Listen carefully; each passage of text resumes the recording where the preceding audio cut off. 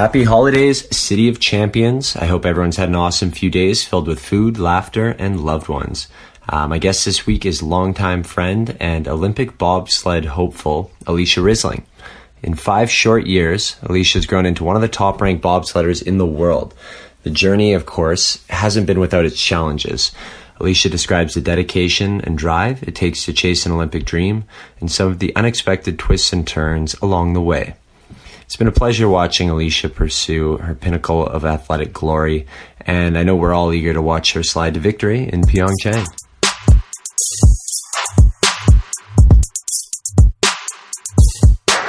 Alysia Rissling, how are you? I'm good. How are you? I'm very good. Thanks for joining me today, right before Christmas. I'm excited to see you home for Christmas. Yeah? How long are you here for? I'm going back either the night of the 26th or the morning of the 27th. Get some Boxing Day shopping in first? You know me too well. Yeah? I'm going to fight some people off.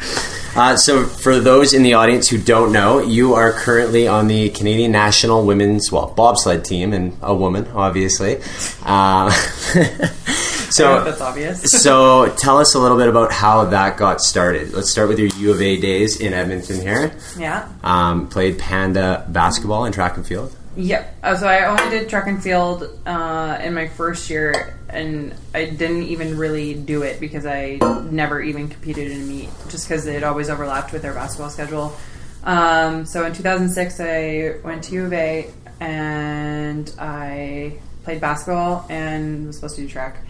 And then after the first year of basketball, we went all the way to the national final, and it ended up being like super long season, heavy, hard. And then when I tried to go to outdoor for track and field, I just got injured really quickly. So they said you got to choose. So I just stuck with basketball because we were really good. Yeah, and they gave me way more money. But you were good. The team was good, or you were also better at basketball than track too? No, the team was good. Oh, okay. Yeah, you're a better track star. I don't think so. What were your events? What did you do? Mostly triple jump. Okay. I was like mostly a jumper, but I did do the sprints as well. Yeah.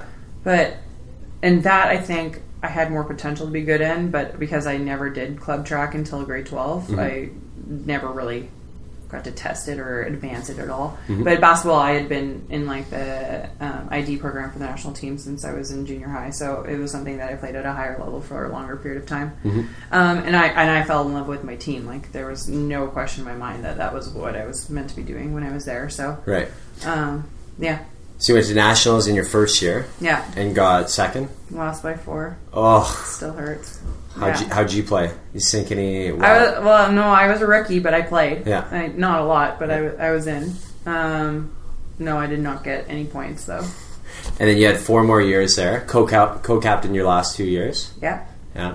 And then what happened when you finished university and uni ball was done? Where were you at in life?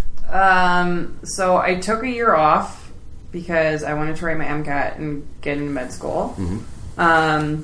And that did not work out very well. So I was a little bit like struggling with identity and what I wanted to do with my life and where to next. And it was almost too late to apply to most grad programs. So I was kind of like, maybe I'll do the whole athlete thing again. Right. And this is like a super common problem for university athletes, like having the identity crisis after you're done. Right? Now I know that. But you didn't know that at the time. No, because everyone else seemed to be fine moving on with life. What did your close friends go into?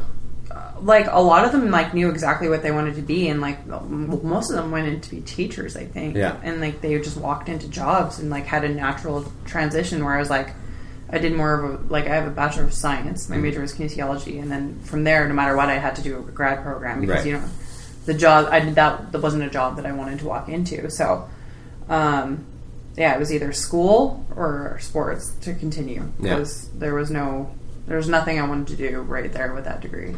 So, how did you find yourself into bobsled? And sorry, I gotta ask this: bobsleigh or bobsled? When do you use one and when do you use the other? Canadians say bobsleigh. Okay, Americans say bobsled. Okay. What does the rest of the world say? Their respective languages. Yeah, it depends what language you're in. Foof and laughing? Yeah, no, definitely not. But the Boban is German. Okay. But we for in my third year, going back to this, the seed was planted in my head because they had been recruiting the track team. And then I had raced against some of those girls in high school, it was like 3 years before that. But I was like, I used to beat those girls without any training. So I kind of asked, I was like, you might want to let me try out. Right. Like, kind of as a joke, because they were doing a recruiting camp in the same gym that I was training in. And they're like, well, if you want to do this, then you got to move to Calgary, you got to do this, that. And I was like, whoa. Like, no chance. Like, right. I just want it to be easy. Yeah, no, I was like, I'm finishing my degree because that was like my number one priorities, and I thought I had my next steps in life mapped out for me. But when those didn't work out, I then decided to call them, and I had to send a message and be like, this is what I used to be able to do. I'm interested in the sport. Like, how do I get involved? And bobsleigh was only in your head because of that 3 years prior when you saw that you used to beat these girls? 100%. Yeah. Yeah. Did you ever consider any other sports? Yeah. Well, hockey, kind of. Little late to start. Yeah, it was a little 22. late, though. That was the problem. And, like, bobsleigh, I knew was a sport that you definitely started when you're older. Like, you can't even start until you're 18. So, okay. So that was, like... You're not heavy enough, right? Oh, because the G-forces on your body. Oh, okay. And, like, the thing that attracted me about the sport is, number one, you get to go super fast. Yeah. And the training for it is, like, Olympic lifting and sprinting. Yeah. And as a basketball athlete, I hated basketball practice. Right. I hated it. I liked doing Olympic lifting and like energy system trainings on the side. So like I did. You were the weight room girl, not the gymnasium girl. Yeah, I was literally the only weight room girl. How fast did you go in bobsleigh? The fastest I went was this year, and it was 147.5 kilometers an hour. Serious? Yeah. Holy shit. Whistler. Yeah. Yeah. 147.5. Yeah. I was beaming on that day. It was just like, you guys, I couldn't even see. Like, we were going so fast. When you're such an enclosed, like, tunnel almost, that it just must, like, be a blur. Well, yeah, when you go that fast, it actually is a blur. So, you guys, when you study a track before you go and you go down it, you pretty much know all the turns, right? You're not going down blind. You've got it mapped out in your head. Yeah, I think you could do that blind, but you'd be... I said you're not going in blind, but my next question is, could you do it with your eyes closed? Like, do you know it that well? No, I could do Calgary with my eyes closed. Yeah. Nowhere else. And even then, I wouldn't do it with my eyes closed. Right. You can do it well, right? Yeah. But you could get that. Like, I've had like instances where like if you like hit your head off the front of the cowling because you went into a corner on the wrong side or whatever, and like your visor flips off and you can barely see, and you're like trying to like focus in, and I can get down like that. But in Whistler too, like in Whistler, like the speed at the bottom of that track, you're going so fast that sometimes it feels like you can't see, and you just have to like trust your hands that they know what they're doing in the pressure to be able to like get through that corner. So you go really fast, and then there's a couple more turns before the end when you broke that speed record, or you got your speed record? Well, yeah, that's my speed record. No, the guys in the 4-man this year in the World Cup race went 156. Wow. Yeah. So how do you slow down for a turn coming up when you're going that fast? Does the brakeman pull? You don't slow down for a turn. You don't slow down for a turn? You take it 147? Yeah. The whole thing is trying to accelerate the sled the whole way down. Okay, so what's the strategy then when you're going into a turn that fast? Okay, so the whole thing is you're trying to accelerate this the whole time you go down the track. The brakeman never pulls the brakes until you're done. Right. Like, so you don't want to slow down for anything. You want to try and find the fastest way around a corner to accelerate and more and more and more. So in Whistler, the top of the track, it drops so quickly that you go pretty fast pretty start. Like by halfway through the track, you're going 130. Yeah. Whereas like some tracks, the max you even go is like 125. So, like when you get to the bottom, like so from Whistler from corner 10 or 9, I guess down. So there's 16 corners, and like out of 11, you're going 140 plus, and then the last speed trap is corner 15 into 16. And then corner 16 is uphill because it slows you down, and then up the braking stretch. So the strategy, depending on the corner that you're going into, is like sometimes the way the ice is shaped, you want to go into the corner. So if it's a right-hand turning corner, you want to go into it on the left-hand side. So that way, up the wall, kind of. You're kind of like high. The key is high before the pressure, right? Because wherever the pressure is in the corner, and sometimes corners have 1 pressure, 2 pressure. What does that mean? What's pressure? So like, you know, when you're at your max. So like, think about making like a 90-degree turn. Yeah. Like if you were running somewhere and you had to like pivot and turn. Yeah. But like, you want to make in a sled that's gliding, you want to make it round. Or here, we got to do this on skates, I guess. All right, let's do it on skates. So in skates, when you're skating in circles, and then like when you're accelerating in the straightaway, and then you get to the corners, and then you're trying to like turn sharply through the corners, and how tight the radius is. So depending how tight the radius is of the turn that you're making, you're going to experience more pressure. Right. So it's harder for you if you want to make a 180-degree turn at the end of the ice. Then if you were skating around the boards the whole way around, right? Right, yeah. Right. So you ought to think about, like, depending on the way the shape of the corner is, if you want to go in. So, like, if I want to take a corner and do the least amount of steering, because steering makes pressure. So if you're going to go, so say you're going, like, around the end of the boards of an ice. Yeah. Okay, so if I go, so if we're skating around the ice, I don't know which way, clockwise or whatever, you want to be closer to the boards.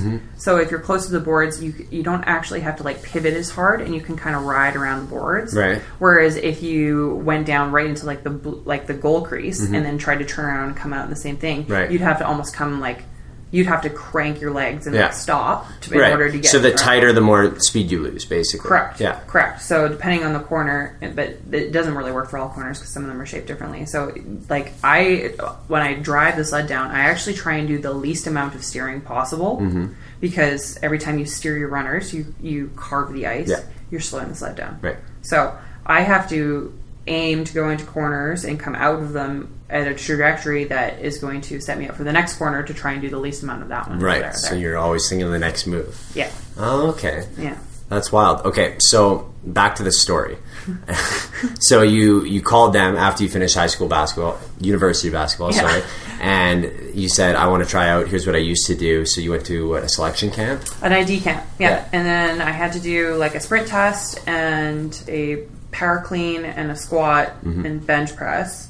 You need to beat like the benchmarks on all those just to qualify. I didn't have to like on that one. It was just more like to get data on people. So that was just like an identification camp. It was just like these people have sort of potential. From that one, I got invited to the tryout for Team Alberta. Okay. And then in the tryout of Team Alberta, your cousin was actually at that one. Melissa. Yes. And then that one, I had like something like the second or the third fastest brakeman push time on that one. Yeah. Which. Like, I look at that number now and compare it to where I am now, and it's like a joke. Yeah. Like, I don't even... But your first year, right? Yeah, and this is within, like, 6 weeks of even saying that I wanted to do this. Right, so this is pretty much, like, no training, baseline, like, this is what you're capable of. Yeah, so when I emailed them, I got an email back saying we have an ID camp in 2 weeks, and then from that 2 weeks, and then it was 6 weeks to the tryout. But... this was like after me being off for an entire year of basketball. I hadn't seen. Did you train inside of a in gym. that year?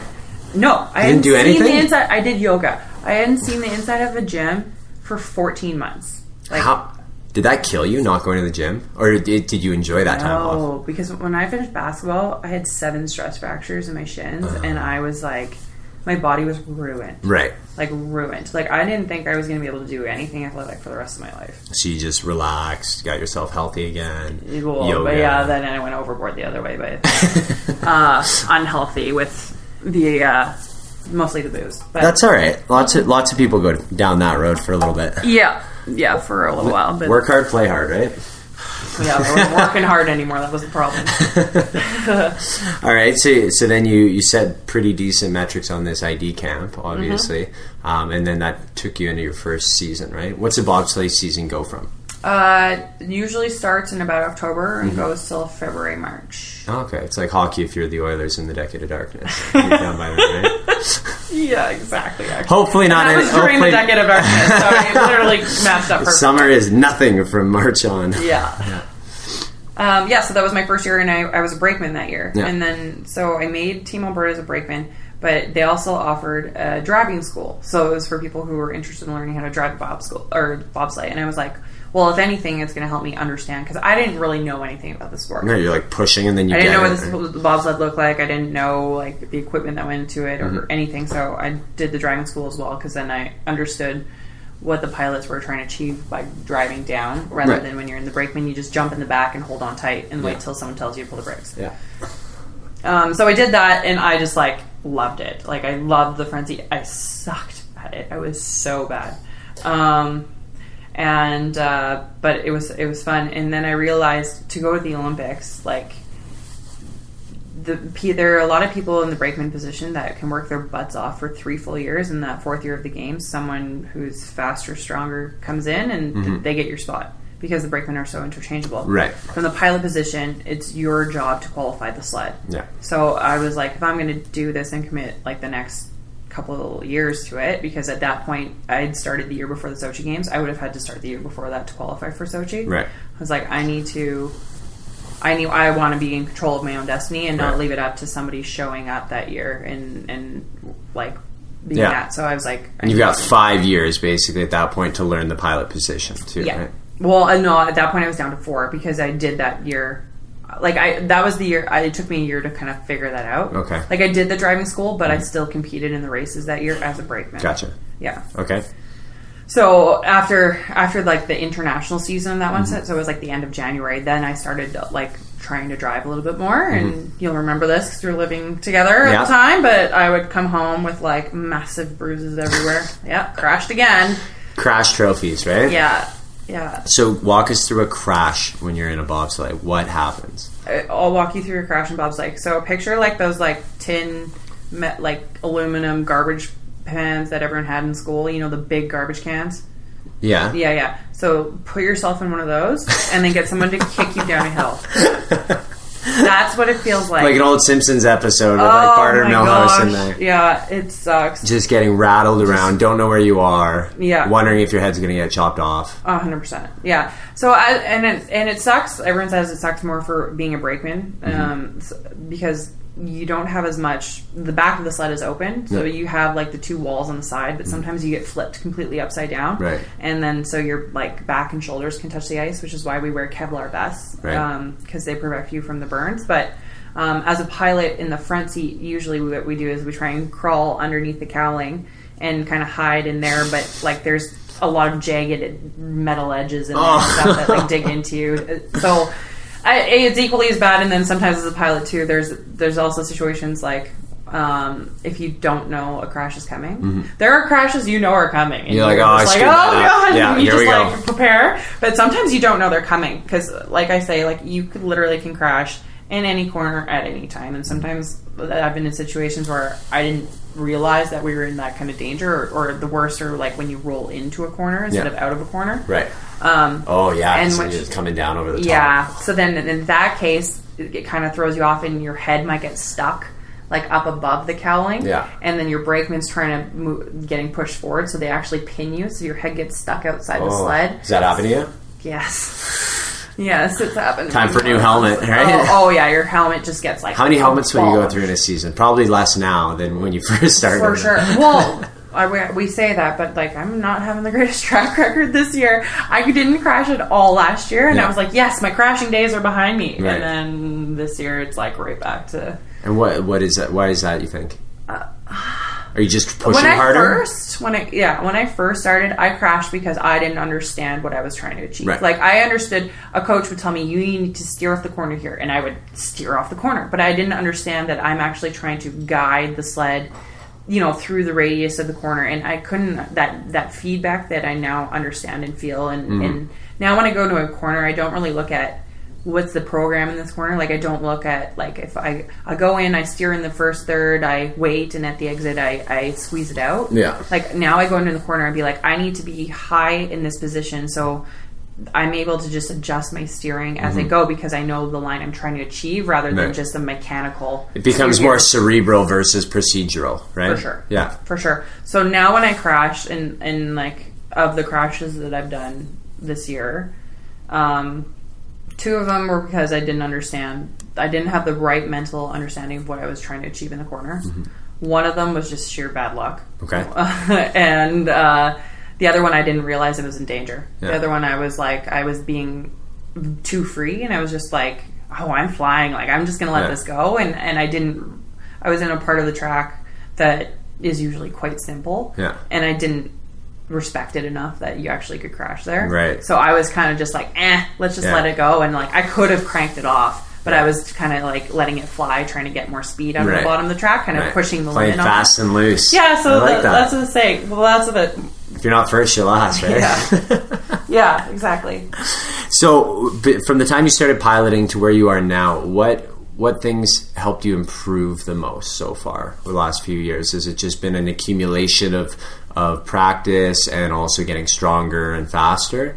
Or has there been specific coaches that have really helped you along the way? So to win a bobsled race, you need three things. Mm-hmm. You need a fast push, you need a good drive, and you need the best equipment. Mm-hmm. And the equipment part is what drives me the most crazy in this sport, because we like, it doesn't matter if you're the best athlete in the world or best athlete or best pilot in the world. Mm-hmm. If you don't have the equipment, which is a financial issue, like or it's almost like a research issue, because if you're not always pioneering the newest technology and that sort of deal, you don't have a chance. Right. So in my first couple of years, the way I got better was by bobsledding. I needed the seat time, I needed the experience, I needed to just get the feedback. It takes 10,000 hours to perfect your craft, is what they usually say. But I only go through each corner for about 2 seconds. Right. So it's really hard to get to 10,000 hours from 2 seconds. And you've got, no matter how much you would want to go, you've only got limited access to that track and that equipment until you own your own equipment, right? Well, yeah, and that's the biggest part. And even your body, it's very hard to go down a run and have your mind, because your adrenal glands are firing at such an exponential rate that it's, in your first couple of years especially, it's hard to go down more than twice a day. Like in like for that 1 minute at a time. Yeah. Do you think that's a build-up factor because there's so much time in between those? Do you think if you possess the technology to go down more often, do you think you'd build up a resistance to that? Yeah, and I did build up a resistance for a little bit. So I had 1 year, we called the year from hell, and it was the year that we did the Women's Sport Academy, and I was doing like 7 runs a day. Yeah. But that, as much as I'm thankful and so glad I did that year now, because it kind of put me ahead. It was almost like doing 2 seasons in one. Right, condensed training. Yeah, so but you paid a price. But like, I would come home from those days and just go to my room and like shut the door, no TV, like no lights. I just like couldn't handle any stimulus. Like my brain was done. Were you concussed? No. It was just like the overdrive of your adrenals, just like, and then your brain would just like shut down, and just trying to make these decisions on a fly and like understanding. So that was a tough year. Made it through that year, and then the other thing was definitely got a lot stronger, a lot faster. So then when push came in, and when you have one of the top pushes in the world, it helps obviously a lot. Yeah. And then the last factor that I got in last year was my new sled. New sled. Yeah. How did that come about? Not easily. Pounded the pavement. Yeah, sponsors, all that stuff. Yeah. The story goes, Team Canada got 2 new sleds last year. I assumed it would go to Canada 2 male and female, but it ended up going to Canada 2 and 3 male. So the girls kind of got shafted, and they're like, and I was like, well, can I get a new sled next year? Like, are you guys going to send us like to Olympic year with a new sled? And they said, we're not sure. Know. Yeah. And I was like, what the heck? Like, how could you expect me to compete? So essentially the sled that they provided me with a sled that was super fast in 2011. Yeah. But the technology changes so quickly that... Plus, there's probably wear and tear like a vehicle, right? Like, the sled loses some of its capabilities over the years. For sure. Yeah. For sure. So, quickly, before we go down the story of the new sled, explain how the teams work with Team Canada, so male and female, and then how many teams get to go to the Olympics. This is a long story. This is a long story. Well, you said team male 2 and 3. Right. Versus male and female team 2. So what do you mean by that? Yeah, on the World Cup circuit, our A-list team that competes, there's 3 sleds on the men's side and the women's side. Okay. There hasn't been this whole quad. Like, it was just last year that we started rolling with 3 teams on both sides. So before, in the start of the year and like last year, there was only 1 female sled and 2 male sleds. But as us development athletes have progressed and got into the World Cup, pushed your way onto the scene. Pushed our way up. Not a girl. Now we have 3 and 3. So that's considered a full team, because you on the World Cup level, each nation has a quota max of 3 sleds. So women only compete in 2 men. So there's 3 women's sleds of 2 people, but each of us have a spare as well. So there's 9 females on Team Canada's national team. Yeah. The guys' side compete in 2 men and 4 men. Right. So there's 1 pilot, and then they actually have 4 brakemen per team, because they also each have a spare. Right. So there's 15 guys. Okay. So we're rocking a full team of 24 athletes. And how many good sleds or best sleds does Team Canada have? Like total underneath us? Well, like available to you guys. Like, of the sled, actual bobsled. Yeah. I assume that's what you mean when you say... Yes. Yeah. So as of last year, we had 2 and then got 2 more for the 2. I'm only talking about 2-man. And then this year we got in 1 more. And then, so what I did was go out and get my own last year. Yeah. I like that. You hustled. You know? I do what you have to do. You hack the system. Yeah. Yeah, and we have a history in our program of athletes have done that in the past. In Vancouver for 2010, most of the athletes had their own sleds because they were not the ones that Team Canada were able to provide. We just didn't cut it, and that's what we thought. So, I took the advice of one of my coaches and went out and made arrangements to try and got in a little bit of a bidding war for the sled out of Austria that I really wanted. And how do you search for sleds? Like I did out of Austria, word of mouth. You go like Kijiji or no sledsrs.com or no, it's who you know, and there's always some people that you talk to if you need certain equipment or certain whatever. So and I got my German coach to negotiate with this guy and was able to get the price reasonable, like not reasonable, but and then how I got the money was I was serving in the summer as I've done all the year, but this was the first year that I served in a restaurant and not like worked as a bartender at night. So I had a regular customer who came in all the time, like super nice guy. He always kind of sat alone. It was a breakfast restaurant, so he always just like lived in the neighborhood, came in for breakfast. And he always like asked me questions about bobsleigh, as most people do, because no one really understands the sport. It's a unique one, right?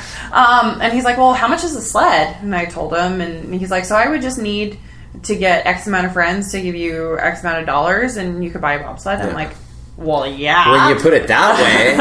Yep. And so anyways, I ended up like hounding him and like got his contact and I was like, I need your help for this. And he's an engineer who's been unemployed because of the industry right now. Yeah. And so he like took it upon himself to be my little fundraiser and introduced me to some of his contacts in the oil and gas industry. And the biggest thing that he knew who was working.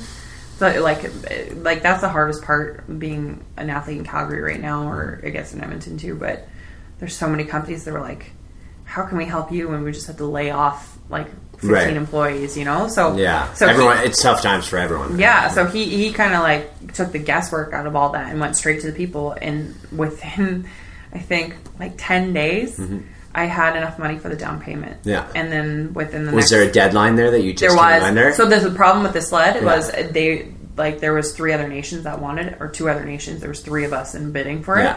And he's like, I'll give it to you, first rates to you because we like Canada. Yeah. Like, everyone loves Canadians. Yeah.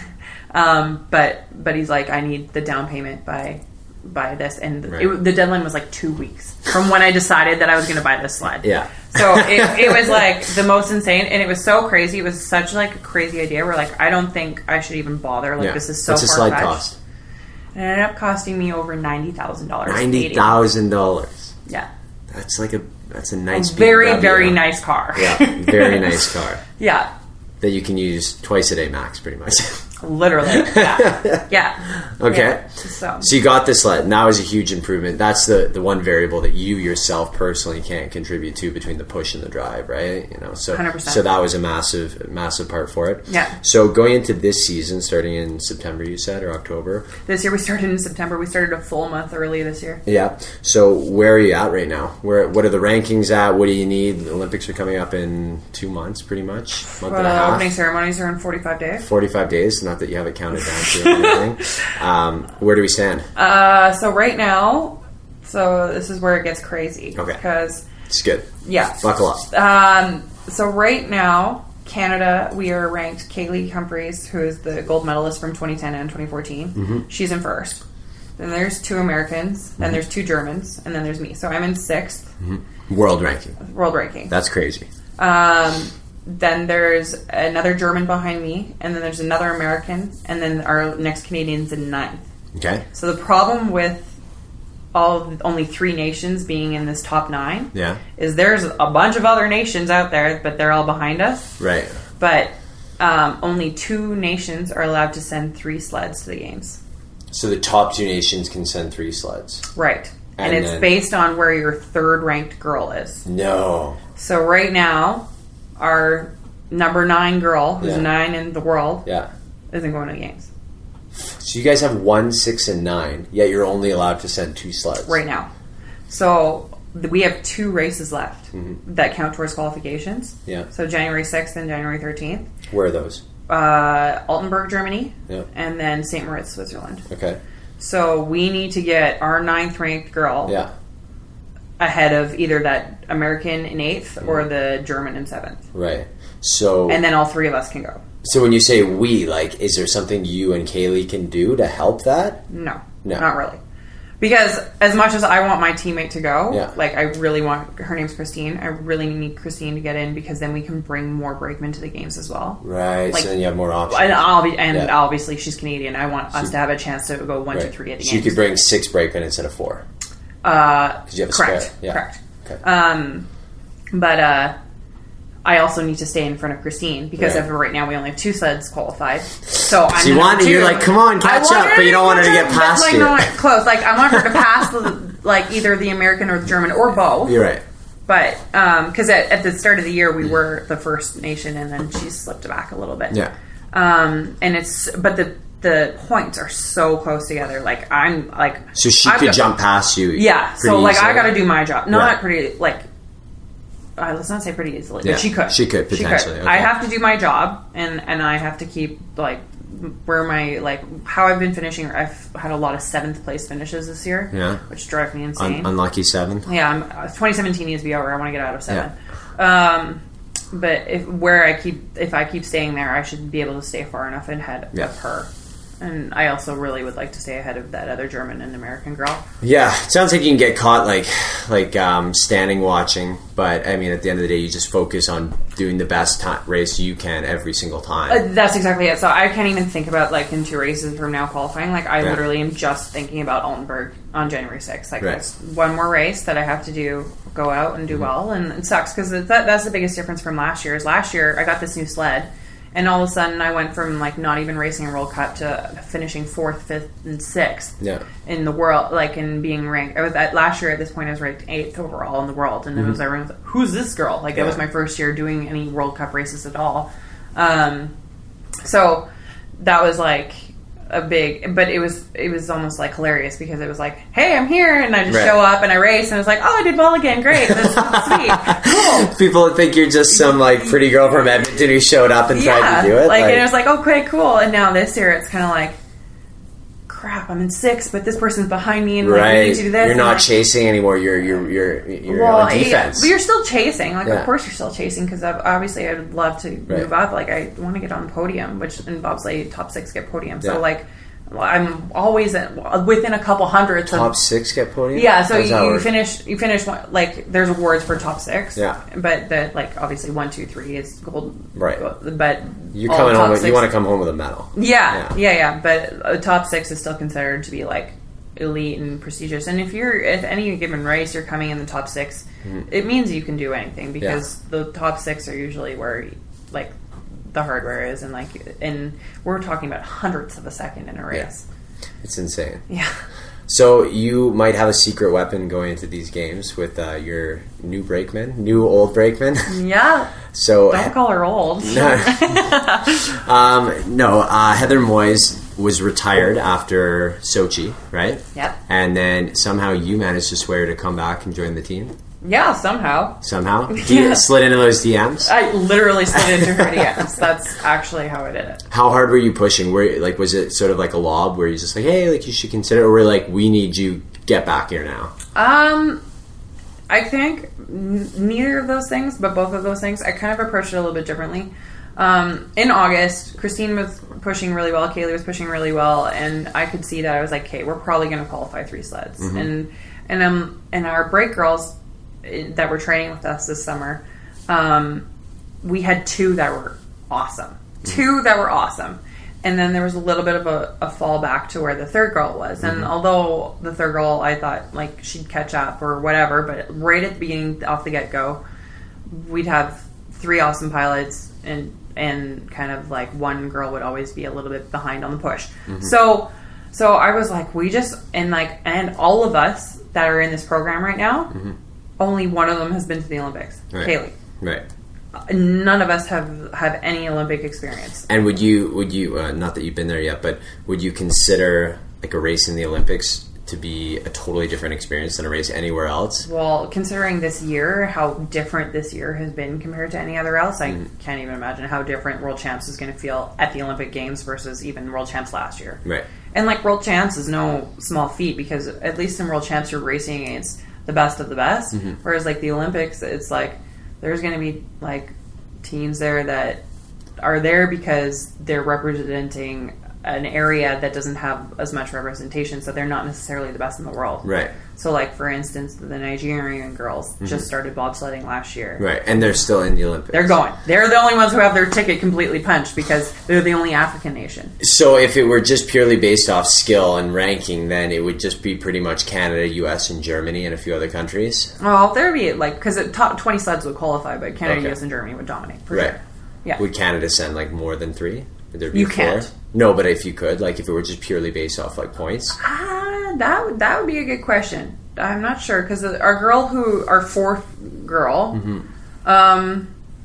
where is she overall? She's around 30th in the world. So it's hard to tell. So what is the point for having to include other nations, that even if you can, it's like Team Canada, like why can't we field 2 Canadian hockey teams, you know? Right. Like, yeah. Is it just to open up the competition and give them exposure and try and encourage growth in those sports all For over sure. the world? The Olympics is supposed to be like more of an equal representation of the world coming together to compete, right? So you can't just have like, oh, this nation's super good at this sport, so let's just pump them full of that nation in, right? Yeah. So like I understand it in that perspective. Like that's why you have like swimming, and you have, you know, some people that are finishing 30 seconds behind the winner or in the heats or whatever, and it's like, well, what are they doing? They have no business being there, but they represent a country that doesn't have a strong showing in the sport, but they're still there to represent their country. Yeah. Yeah. So you convinced Heather to come back by just saying, hey, we need your experience. We need someone who's been there before, because we're 1 out of 6 have been there, right? That's 100% what it was. It was like, you know, like, I don't know if you even considered coming back or if you would think, but I just wanted to let you know, like, what I have to offer in regards to how I run my team, just because, like, the way that she competed with Kaylee, I think, was a much different experience than what she has competing with me, just in regards to how Kaylee runs her team. So, like, I run my team. So the pilot runs the team, right? And like, I'm like the mean? captain of the team. I'm like the coach of, or not the coach. I'm the captain of my team. Okay. So, kind of like, you know, the way I'm very low key. Yeah. I don't stress a lot of the small stuff. I'm like, it's fine. We'll worry about it later. Or, you know, like, obviously I'm very competitive and like things have to be done right. And when it comes down to you're a not race, a control freak. But that's the difference. And I'm not saying that's right or wrong, because maybe there are some things I probably should care a little bit more about that I don't. Yeah. But it's just, this is who I am. Yeah. This is what I stand for. This is what I'm trying to accomplish. I'm missing this. Like, I'm missing your expertise. I have been told that this year is going to be unlike something I've ever expected, and because Kaylee is a competitor, it's not her job to be my mentor. Right. You know, like we compete against each other. We'll never be in the same sled. Yeah. So that's more or less what I was missing, and that's kind of what I presented to Heather. Yeah. I was like, would you be interested? I didn't know if she'd been at gym or like if where is she? Because how old is she? 38 or 39? 39. 39. Yeah. So where is she physically compared to when she competed almost 4 years ago? She's insane. She's still a rock star. Like, she walks in the first day I met her, like, her body, she is so jacked. And I'm like, you've never been training? She's like, no, I've like walked to the grocery store. Like, and I've heard like from like our coaches and therapists and everything, like, this girl is a freak of nature. Right. Like, she's not a normal human being. Like, this isn't what normal is like. So, if anyone could make a comeback in that short of a time, it would be her. So, And she wasn't 100% because she had like some back pain and that sort of deal. So it kind of took her a little. She wasn't ready to go for the start of the year. Right. So she had to test to like we have push testing. That's how you officially make the team, and it had to be open to everyone. So she wasn't eligible to do that and to race until the end of November. And that's individual pushing, right? Correct. So that's how you determine like if it's the brakeman or the pilot Correct. who's slower or quicker. Correct. Yeah. Which also isn't a very good representation of things because it is a team sport, and when you push a sled individually, it's no matter what, it's going to weigh more than what you would be pushing by yourself. Right. But it does. That's how we do it. That's the best way we can do it because it's really hard to measure how much force actually someone's putting into a bar when you're pushing together. But yeah, that's how. So then she tested at the end of November and was 1/100th away from her personal best, which was just before Sochi, which was insane. So 4 years ago, and she hadn't trained in that time. She's done nothing insane. except for the last since and even in August she wasn't even, she was hemming and hawing, like she hadn't committed until she booked a flight September 2nd. Yeah. Like that was like when she officially committed to booked her flight to Calgary to come out to try. I thought you meant to Korea. I was like, oh, that's ballsy. No. no. And then also I thought like you've got to book your own flights. That sucks. Yeah, no. She was in PEI, living at home, and she's been doing a bunch of public speaking and stuff. So then she decided to commit and come out in Calgary and start training. Nice. Yeah. So you guys spent a lot of time together then from that point on. Well, not a lot because she got out there at the beginning of September, and then 2 weeks later I had testing, and then she stayed in Calgary to start testing, and September 26th we raced. You're on the circuit in Calgary, yeah, and then as an evaluation race, and then I was gone. I went to Whistler, then I went to Korea, then I was like in Lake Placid, Park City, Whistler, back to Park City. Like I didn't see her until we got to Europe, right? December 1st. And you guys were supposed to race together. Yeah. So you had never hadn't trained together or really done anything? No. How does it work divvying up the pilots and the brakemen on a team? So say Team Canada sends 3 sleds for women. How does that work? Does the automatically fastest get assigned? How fast the brakeman and the fastest pilot? Or do the pilots get to choose? I think for the most part our coach, we have a strong coach leader this year. It's kind of his way or the highway. So he's been implementing the way teams are going. Yeah. And he coaches all 3 of you guys? Yeah. Okay. Yeah, he's kind of oversees the whole program. I think with Kaylee, with her success, she's earned the right to, she chooses her brakeman or collaborates with the coach on who she would like to race with. And then kind of everyone else is kind of divvied out accordingly. There are situations where we've flip-flopped brakemen and tried different things, and it's just based on ranking, but also based on the beginning of the year I couldn't race with one of the girls because we were both too heavy. Oh, okay. There's also a weight. There's the weight restriction, right? Yeah. And that's a relatively new thing in the sport, the weight restrictions? The weight restriction was recently lowered 2 years ago, so that made it a little bit more complicated. Right. Before it was man, if you had problems making weight, you were a big human being. Right. But it was pretty much like no one, I read your post that you did 2 years ago, but pretty much no one would be at their ideal power at that weight that you could be at, right? Well, the problem was with the way the sport's developed is now all these athletes that started the sport, say when I did even 5 years ago, or even people who have been in the sport for 10 years plus, you've been in the sport and putting your body specifically through the training to gain that muscle mass, to be bigger, powerful, and more strong, because that was what it was. As an athlete, you always want to have the heaviest athletes pushing the lightest sled. Right? So then at the bottom you still make the weight limit, but then you're able to have a faster push time. So if you're a tiny little athlete and you got to push heavier sled, A, you got to push heavier sled, so it's not going to be as fast. Yeah. And B, you're tinier, so you don't have as much power. Yeah. So so all these athletes have gotten big essentially. Everyone who comes to bobsleigh, you get big because you want mass moves mass. And so then they changed the weight limit, and it was halfway through a summer that they changed the weight limit, and everyone's like, I just went through all of the games on purpose, and now you're telling me I gotta lose it? What the heck? Just kidding. Yeah. Time to take that off. Yeah, so that was a little bit of an issue, and it is still a little bit of an issue for me, I'm one of the tallest girls in bobsled. Yeah. I think there's one German girl who's taller than me and one Russian girl who's 6'1", and then I'm next. Does it give you an advantage being taller? Yeah, I think it does based on just because of my running mechanics. Yeah. Like I take Longer long strides. which are really good for powerful strides. So I think that's why in general I'm a good pusher.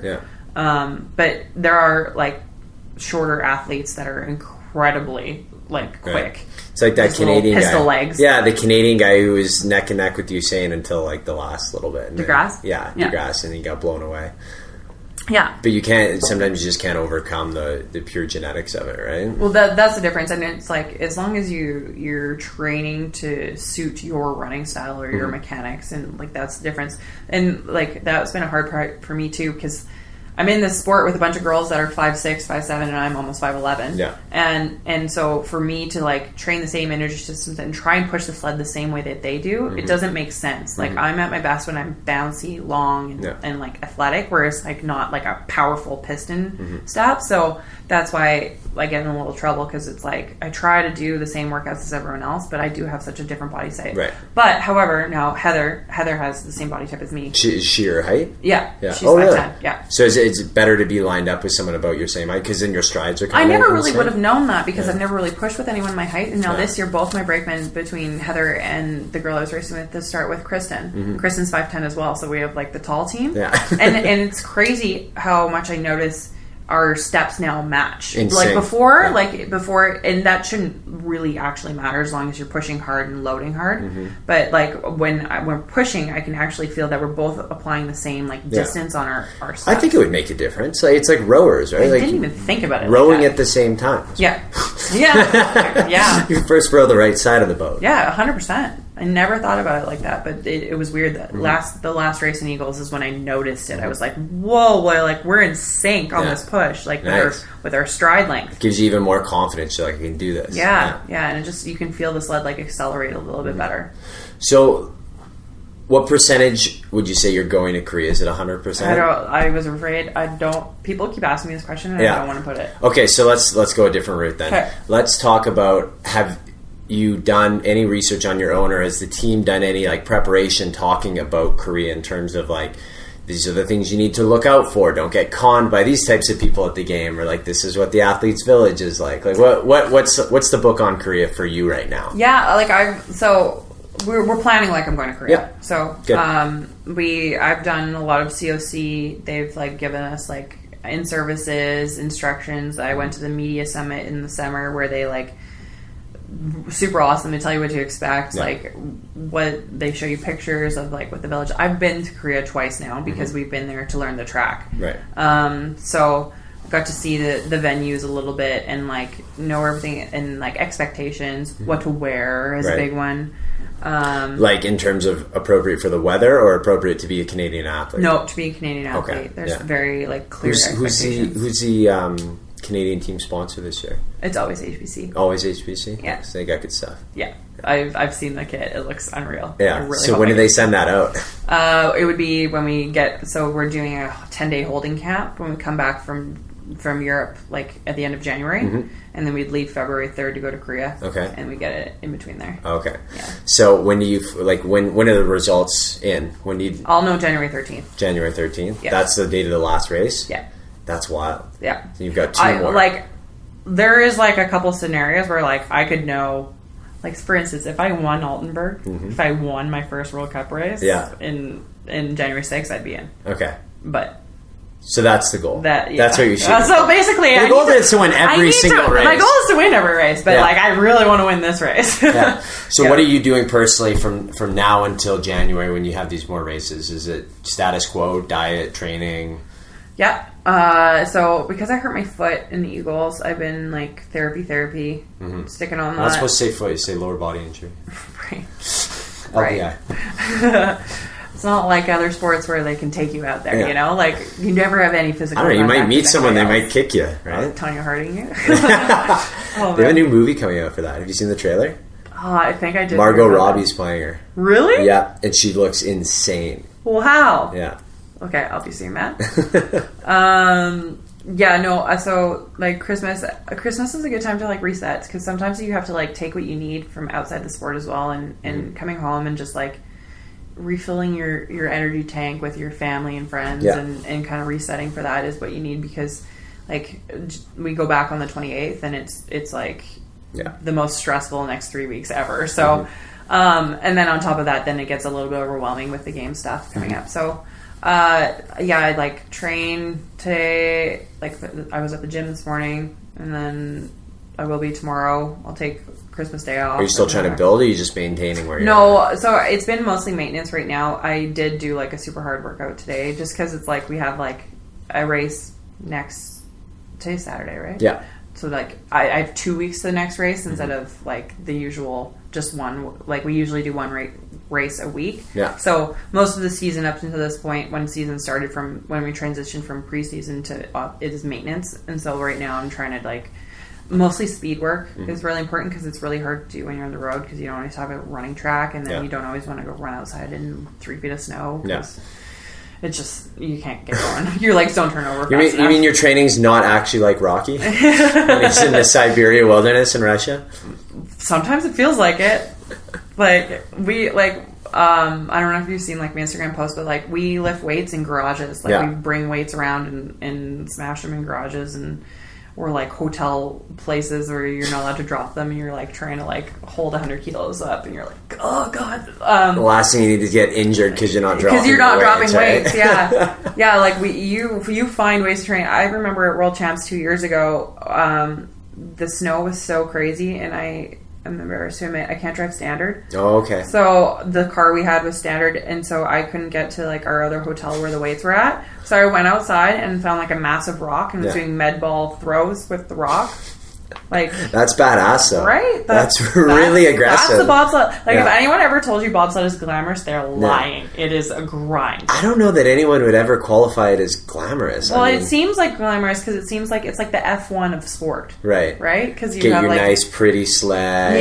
Show up at the top. Technology is so important, and like your spandex and but what is one thing you know now or feel now about this sport that you really didn't see coming when you started? How much money it was going to cost me. Yeah. Like if you like, remember the first question was there other sports you were considering? It's like hockey, but I was like, hockey's going to cost too much money. At the start, you thought it'd be hockey, yeah. And then I got into this sport, and I was like, if I would have known that I would have spent even like a mere fraction of what I've spent on this sport, I would have never started it at any point. Sometimes ignorance is bliss, right? Right, but like, and then you get to a point like last year when I bought the sled, and I was like, I can't afford to do this, and like, or go into this much debt for this sport that like I'm supposed to be doing have a career, and instead I'm just racking up debt to like play this little game so I can go to the Olympics. But and you don't even get a piece of paper at the end that says you've got this degree now. It's right, like or anything like that. But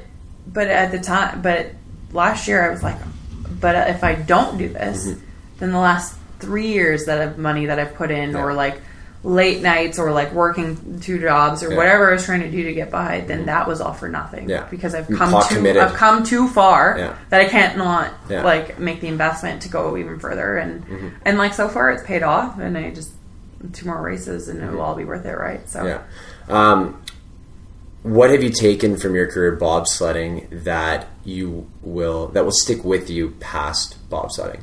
Are there certain life lessons, certain friendships, like what will you utilize when your bobsledding career is done that you've gained from it? Well, the one thing that was so unexpected that I've learned is the business part of things that I've learned from bobsledding. I've learned how to do business proposals for sponsorship. I've learned how to create my own business, do taxes for a business, all of it, because I had to make myself into this corporation so that people can give me money and be able to get a tax rate. Get a tax rate, or how can I make myself or sell myself and brand myself, like all these like marketing strategies and stuff that I've had to learn in order to survive. Essentially, like I needed to live money, and I feel have been far more valuable than even my degree. Right. Like these are life skills. No, it absolutely like 100% practical work experience is far more useful than an education in the classroom. Right? Yeah, it's been incredible. And like friendships wise, like I've made friends with people all over the world. When we go somewhere, it's so nice because I get to hang out with the Belgian girls today, or like I get to hang out with like this team today, or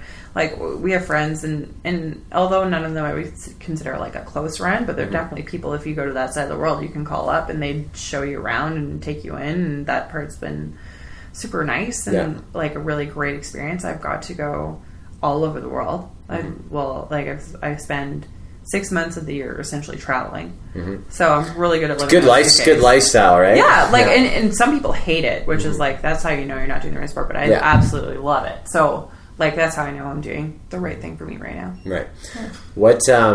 What changes need to happen in the sport in your mind? I think some people don't like this, but I think we need to go to standardized equipment. I think the sport is dying, and it's really hard for nations that aren't Canada, US, and Germany to keep up, because we put the resources into finding the newest, latest technology or coming up, building new sleds and that sort of deal, and it makes it really tough for the smaller nations, like ones like Brazil or even like the Nigerian girls, and especially on the women's side. The women's side is dying because it's a chicken and the egg thing. So like, there's not women. It's hard to recruit women into the sport, because essentially for the brakeman position, like, you're one of how many girls that we're trying to recruit, and you only have maybe 2 or 3 spots to race in the Olympics. Right. But if we had a 4-man event, then all of a sudden we could recruit a bunch of girls, because you're fighting for one of 12 spots in the Olympics. Yeah.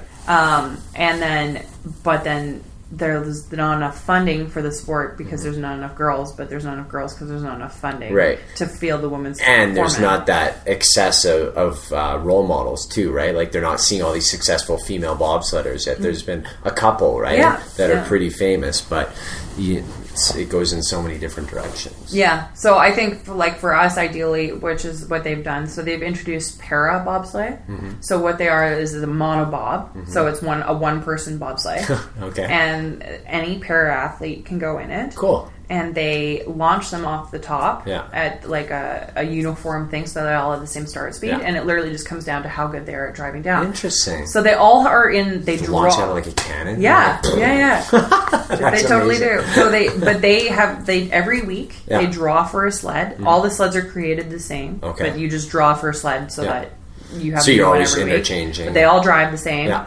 And then, so I think for it as like athletes, like if all we had to do was push fast and drive well, and we didn't have to worry about playing games on how to polish your runners the best way to like make it, and like we showed up and you get that sled, you get that sled, you get that sled, then it would really just come down to a feat of athleticism and not like a game that turns it into so expensive. Right. So if like the IBSF, which is International Bobsleigh and Skeleton Federation, if they just like bought a bunch of sleds, and every week you draw and you get this sled, then that would just change the game, I think, completely, because all of a sudden it would be open to a whole new like band of audience. But the funding isn't there to do that, right? Like, and I don't think they want to do that, because there's so many people who like are in the game of trying to find the newest technology or the latest technique on how to make your runners faster or whatever. What is the technique to make your runners faster? I'm not going to tell you that. Well, it's not. Fair enough. Yeah, your homemade sauce, eh?